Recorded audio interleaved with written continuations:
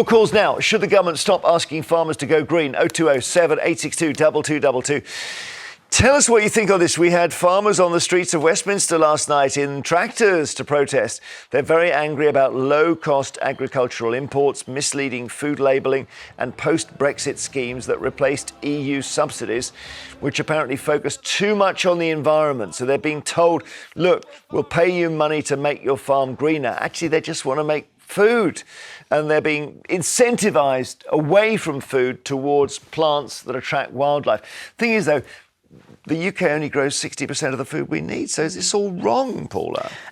No, it's not wrong. Look, we are seeing a direct clash here between the environment and how we are going to survive in a changing environment. We know that climate change is impacting on us now, let alone in the future. And for once, the government has listened to one of its research groups who have come up with this policy in terms of the sustainable farming incentive.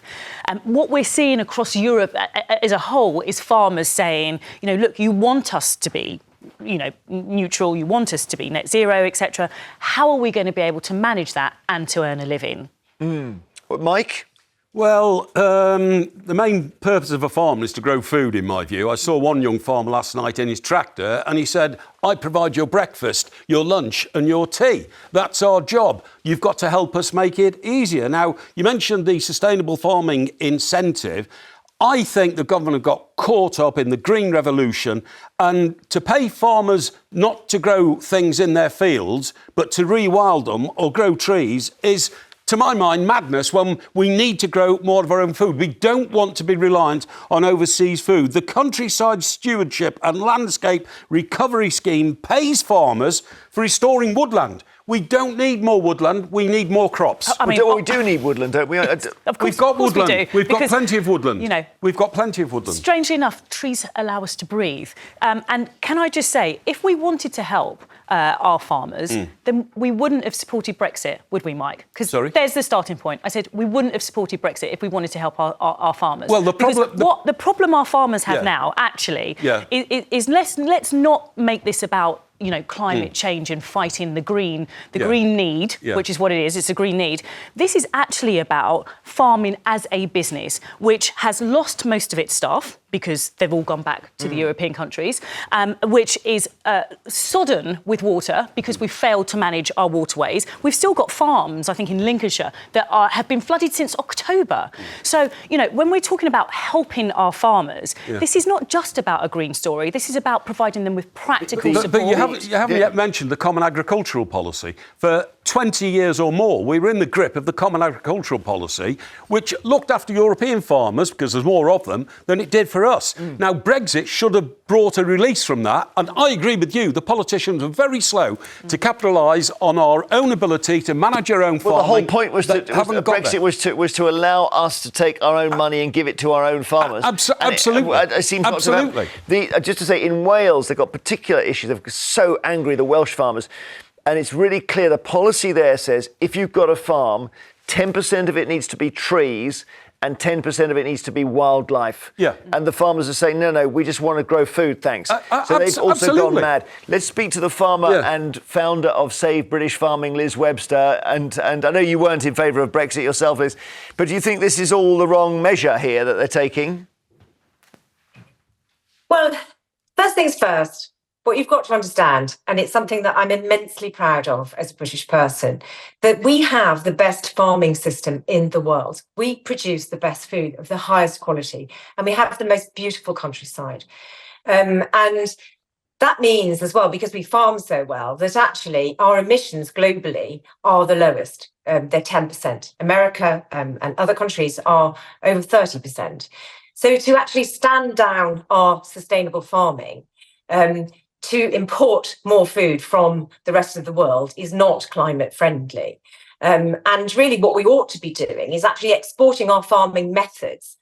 The other thing to remember is, of course, that when we grow food, wildlife actually eat it as well. So, and the other thing which is not true is that everything is about trees and helping the environment. by having livestock grazing on fields, they cut the grass and carbon is sequestered. And that's why these fields here where I farm, which has had livestock on them for thousands of years, are carbon sinks. So all of these things are very complicated. But I do think, and this is why we protested against the agriculture bill as it was going through Parliament 4 years ago, I do think it's an absolute disaster.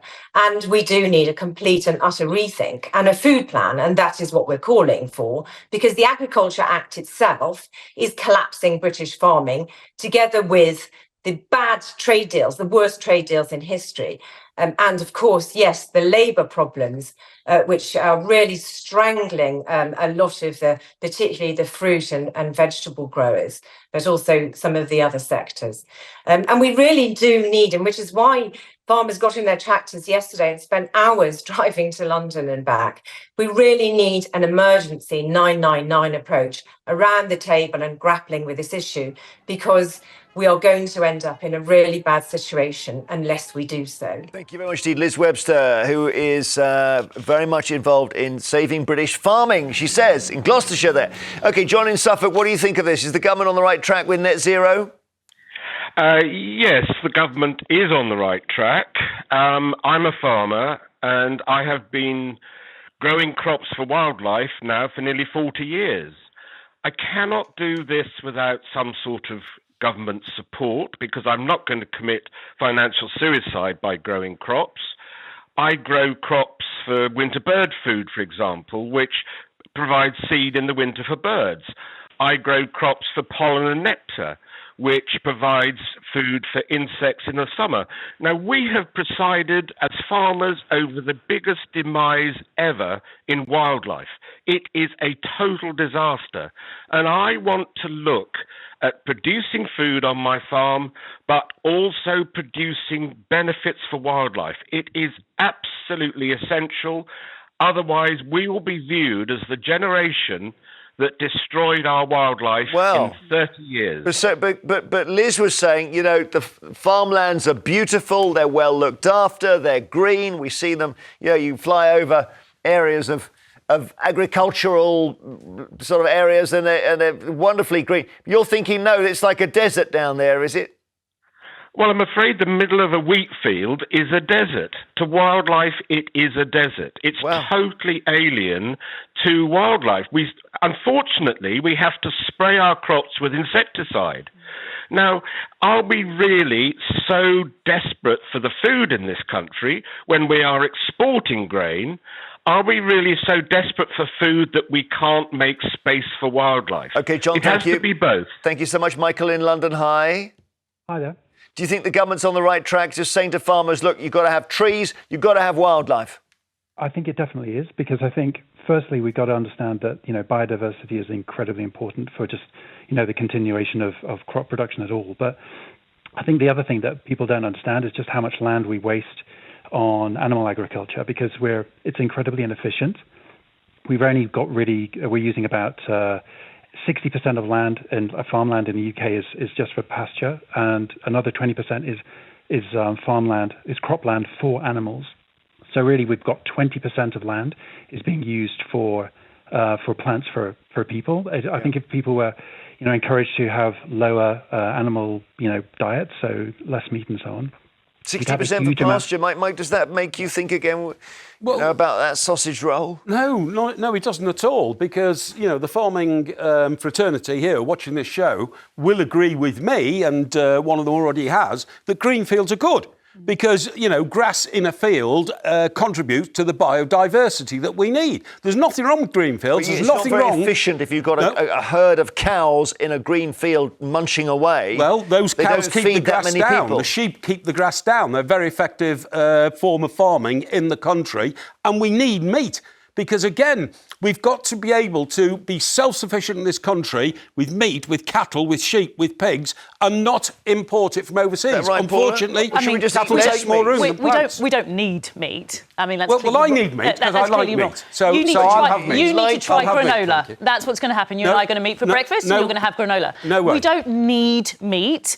What we need is sustainable farming. And I can't believe I'm saying this, but I'm actually, I feel somewhat positive about the government actually taking this seriously and actually attempting, because we're in the research phase at the moment, we're 2 years or so in, we're at a research stage at the moment, so there is going to be changes, of course there is, but in terms of what is the foundation of this policy, it needs to happen, and it needs to happen now, because what we don't want to happen is that we become more and more reliant on overseas food, Well, we agree on that. cheap imports, and we see that in terms of the cost Mike's of point living. is that if you say to farmers, you've got to do 10% forest and 10% wildlife, you do end up stopping them producing food, and we suck in imports. You're damaging the farming industry. Those guys in the tractors in Westminster yesterday made it clear. You're damaging the farming industry, and producing food is one of the staple industries we should have control of. And I said, what's damaging the farming industry is actually the policies that the government has put in place in terms of, for example, where are the fruit pickers? Where are the vegetable pickers ship anymore? has sailed, hasn't it? Where have they gone? Why aren't the is ditches it- being cleaned Well, and cleared in the fields? And I've raised that. All of this should be done. All of this should be done. Martin's I in agree. Devon. Hi, Martin. Hey, Martin, are you a farmer? Hello, yeah. No, I'm not a farmer, no. What do you want to say? Well, I totally agree. I mean, what I wanted to say has already been said by Mike and Liz, the farming lady there. I can't understand if we're importing 40% of our food, how is that contributing to going green? Yeah, well, you raise a good point, but in the end, I suppose we're looking at our own land here and whether we want it all to be farmed or whether we want to bring back forests. And there's the talk of the return of wolves as well. Well, no, it should be farmed. Well, then you end up with basically a massive green car park. Well, it'd be productive, though. It'd be productive. Yeah. Well, the guy said the wheat field is a desert. And it wouldn't last for very long, exactly. And that's a problem. We're talking about small-minded thinking here. We're not talking about long-term thinking. And if we want to be fed, we are going to have to change the way we think about farming. Well, I think long-term thinking is producing our own food and making us, safe from having to rely on overseas dictators to provide us with food. I think it's terrible. What is the biggest impact on the farming industry? The weather. Yeah. The weather is the biggest impact on the farming industry. Turning that around is a 100-year And so if we job. do not confront climate change and how it's going to impact on farming, we are going to lose. OK, Come on, for hundreds Kerry, of years, farmers have had to cope with a bad spud crop or whatever, It's part of their job. Kerry in East Sussex, hi. Hey, Kerry. Hello. Hello, what do you want to say? I don't see why we can't do both. I mean, can we not have the farmers be green aware and produce food? I mean, why can't the two go hand in hand? Well, that's what they're trying to... Why does it have to be either or? That's what the government thinks it's asking for, but understandably, farmers say, well, hang on, it's my farm, my rules. And if I don't want a forest on it, I'm not going to have one. Go on, Kerry. I'm not sure that the forest... I mean, has the government promoted forests? I wasn't aware that Rishi Sunak was promoting the forests. specific thing in Wales, which is more specific than what Westminster's doing, is 10% trees and 10% wildlife. So yes, is the answer. Thank you. Alan in Nottinghamshire, hi. Hello there. What do you want to say, Alan? Well, I live in rural Nottinghamshire. Lovely. And, it would be. One of the big problems we've got round here is that somebody wants to impose a huge solar park on 70,000 acres of agricultural land. Yes, because that's subsidised, is it? Well, I don't know. We haven't had many details. It's just appalling. Why does that, if you got green power as a result and your fuel and your heating and lighting aren't controlled by Putin, would that not be a good thing? Well, I'm in a council bungalow and we've just had solar panels installed. So you don't need it? Well, no. I mean, but what worries me is the same is happening in Lincolnshire. There are plans for more solar farms. Well, you and see they're this all on agricultural land. Yeah, I know you see it on the continent. You see massive solar farms. Maybe we should accept that. Thank you, Alan. Thanks for tipping us off there. Later, it's the papers and everything else. Find out why Trump...